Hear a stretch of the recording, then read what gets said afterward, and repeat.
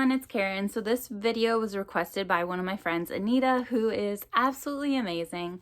She does not have a channel of her own, but she is a very good commenter, and she was really curious about my Parnassus first edition book club and kind of wanted to know like what I've gotten over the years. So I'm going to start with my first year and just tell you what I've gotten, or what I got my first year, what I remember from it, which books I loved, which books that not really so much, and yeah, just my memories of reading over the course of that year. So I joined the club in December of 2013, so I will show you my December pick, and then everything else is going to be from 2014. So December of 2013 was so amazing because I didn't know that they tell you like ahead of time what book they're sending you. So this was a complete surprise, but I got a signed copy of The Bully Pulpit by Doris Kearns Goodwin, and this is my first book that I ever read by her. She is just amazing, and I really enjoyed this book. So then I started cheating and checking online about what they were going to send you. I wish like I wouldn't do that, and I'm wondering if I should maybe stop checking any emails from Parnassus this year, so I'll be surprised again. But the next book that I got was The Invention of Wings by Sue Monk Kidd, which got a lot of kind of controversial news surrounding it, just because this is a book about Black lives and it's written by a white author. I remember thinking it was fine, but it wasn't my favorite book of hers. Then The Kept, which I feel like I remember really enjoying, but I don't really remember what it was about. I don't know if you guys have this where you've read a book and you just like completely forget it after it's done. So it says, it's the winter of 1897. Elsbeth Howell treks across miles of snow and ice to the isolated farmstead in upstate New York, where her and her husband have raised their 5 children. Her midwife's salary is tucked into the toes of her boots, and her pack is full of gifts for her family. But as she crests the final hill, she sees a darkened house and a smokeless chimney. Immediately, she knows that an unthinkable crime has destroyed the life she so carefully built. Okay, now that I read that, I do remember this one, but not enough to like not be able to read it again and enjoy it. So I definitely like am wanting to read this one again because like I remember, but I don't, and it sounds really, really good. Okay, then this is probably my favorite signed book that I've ever gotten, and it's by Jane Goodall, Seeds of Hope. I just think she is such an amazing woman, and to own a signed book by her, and I definitely want to reread this one as well, just because I love nature writing. Then Thunderstruck by Elizabeth McCracken, which is a book of short stories, and I remember enjoying it more than I thought I would because I'm not huge on short stories. Then The Painter, which was fine, you know. 4th of July Creek. I don't think I heard a lot of people talk about this one. After trying to help Benjamin Pearl, an undernourished, nearly feral 11-year-old boy living in the Montana wilderness, social worker Pete Snow comes face to face with the boy's profoundly disturbed father, Jeremiah. With courage and caution, Pete slowly earns a measure of trust from this paranoid survivalist, inching for a final conflict that will signal the coming end of times. Kingdom of Ice and Snow. I love nonfiction that are just on random interesting things that I might not have heard of otherwise.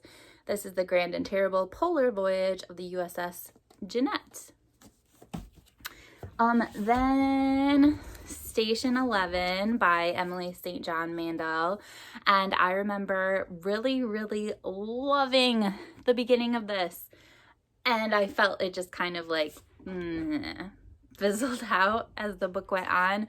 But I don't know what it was. It might have been H1N1 or something. But whenever this book came out, there was like an issue in the world, like not a pandemic like we actually have right now, but it was a scary situation involving some illness, and this is basically about an illness that has like basically destroyed a lot of humanity. And so there's this small group of survivors that is just kind of like going around traveling. So yeah, bad timing to read that, but also amazing. I love when that happens.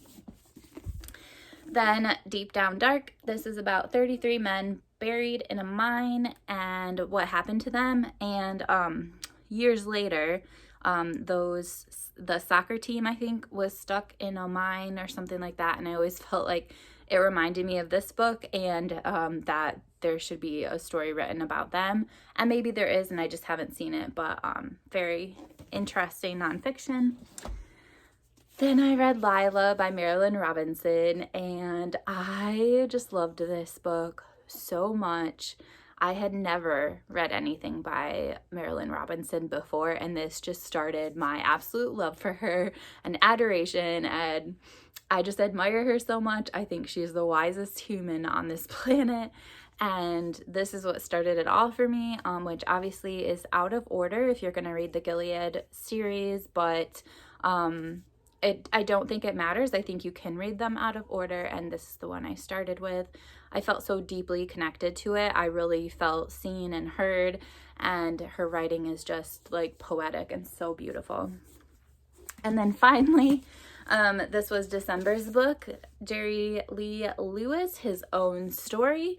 And I know nothing about music. I have no idea who this guy is. Sorry if that's super ignorant. I actually have never gotten to this book.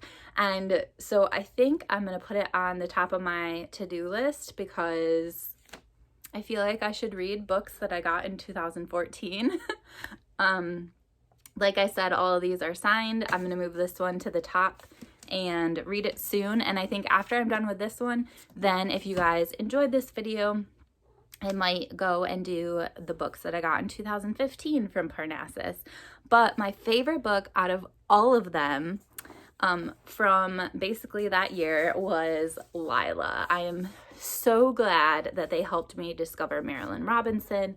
And like you might say, like, who doesn't know who Marilynne Robinson is? But like, I don't know how old I was in 2014, but I wanted to do this because I wanted to read more slowly. I wanted to discover people I might not have heard of otherwise.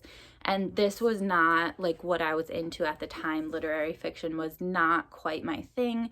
It wasn't really accessible to me. And reading stuff like books by Marilynne Robinson, like just basically reading all these things just really changed my life and allowed me to have greater access to books that I wouldn't normally pick up, and that I guess it really helped me to hear like how beautiful language is in some books, and kind of turned me into a book snob without meaning to, because if something is poorly written, I can tell now, and I could not tell when I first started this. So glad that this introduced me to Marilynne Robinson. And for me, it's kind of like this whole year, even though I enjoyed other books in this year, the whole year was worth it because I was introduced to her. So that was my first year experience with Parnassus. I will read the book about the rock and roll guy and maybe do the next year. I'll talk to you guys later. Bye.